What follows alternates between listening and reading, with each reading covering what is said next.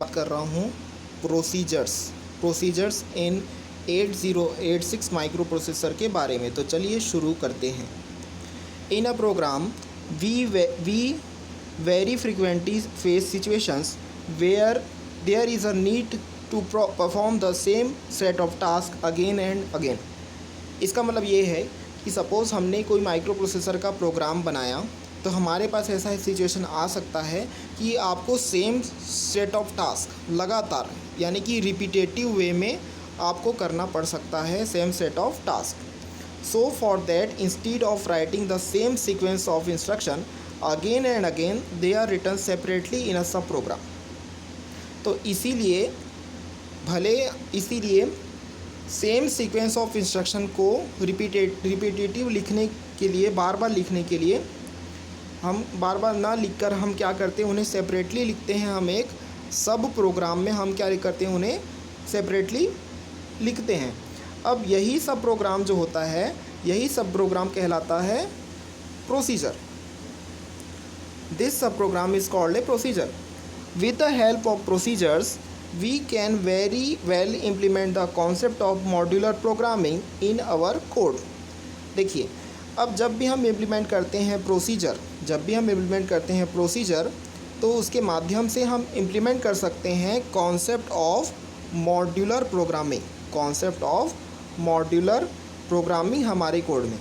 Also whenever we need to execute the instructions mentioned in the procedure we can simply make a call to it.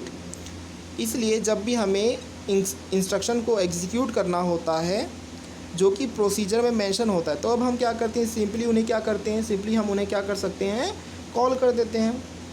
Therefore with the help of procedures the duplicity in the instruction can be avoided.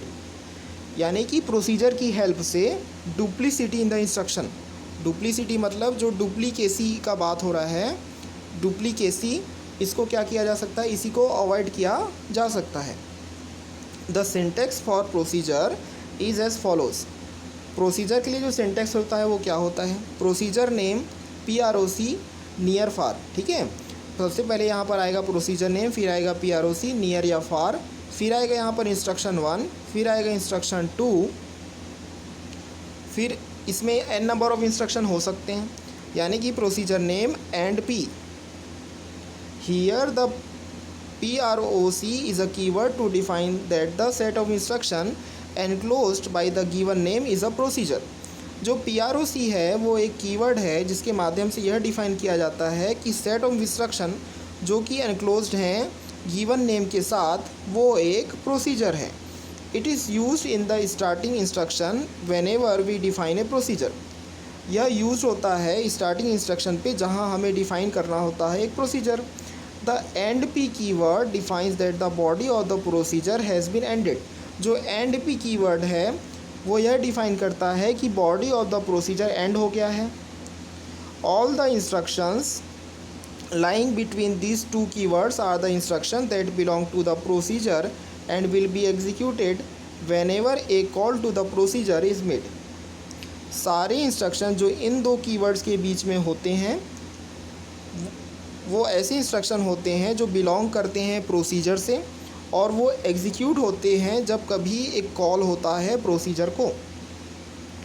The keyword near और far defines the range of code with in which the procedure is defined. Keyword near और far define करता है range of code जिसके अंतर्गत procedure को define किया जाता है। If it is defined in the same segment as the rest code then near is used. Keyword near या फार डिफ़ाइन करता है रेंज ऑफ कोड जिसमें कि प्रोसीजर को डिफ़ाइन किया जाना है। If it is defined in the same segment as the rest code then near is used. यदि यह डिफ़ाइन होता है सेम सेगमेंट में रेस्ट कोड की तरह तो नियर का इस्तेमाल होता है। If it is defined in some other segment then the keyword far is used for it.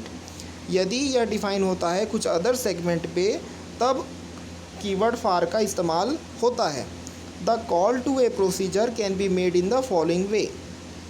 Call to a procedure कुछ इस तरीके से किया जा सकता है। Call procedure name at the end of the procedure the RET instruction is used.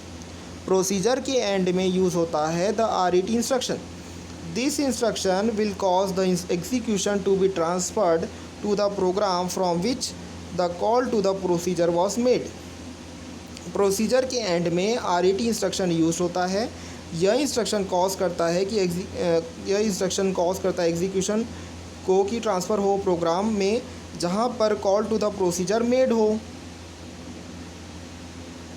इस video में बस इतना ही। इस वीडियो को लाइक करें, शेयर करें और हमारे चैनल को ज़रूर सब्सक्राइब करें। Thank you.